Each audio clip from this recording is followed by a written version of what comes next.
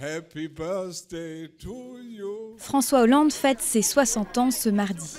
Chômage, croissance en berne, menaces géopolitiques, le président souffle ses bougies sur fond d'été pourri et pas simplement pour des questions de météo.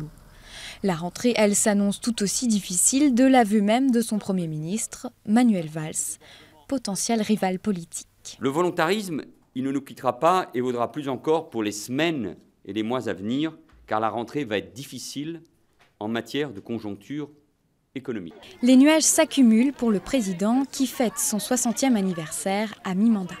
Sur le plan international tout d'abord. Après le couac sur la guerre à Gaza, la voix de la France a du mal à se faire entendre en Ukraine. Mais aussi en Irak, où la menace djihadiste redessine la carte de la région.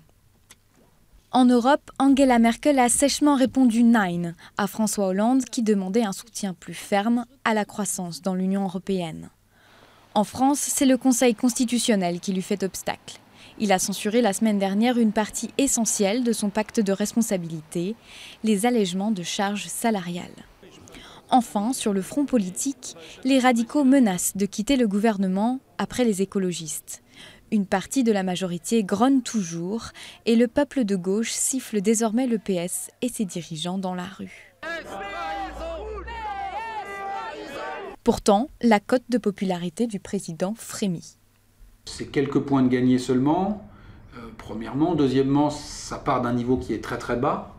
On est quand même aux alentours au mieux de 20% de bonne opinion.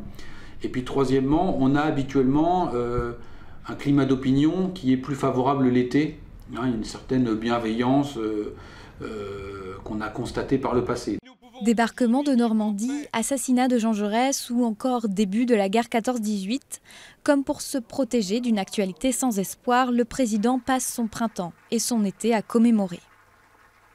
Cette séquence, elle est plutôt porteuse pour lui, ou à défaut d'être porteuse, en tout cas plutôt facile à gérer. Le souci, c'est que cette parenthèse risque fort de se refermer très vite. Mais l'actualité reprendra ensuite ses droits dès jeudi avec l'annonce des chiffres de la croissance par l'INSEE. Le président soufflera encore le 15 août avec une dernière commémoration pour le débarquement de Provence cette fois-ci.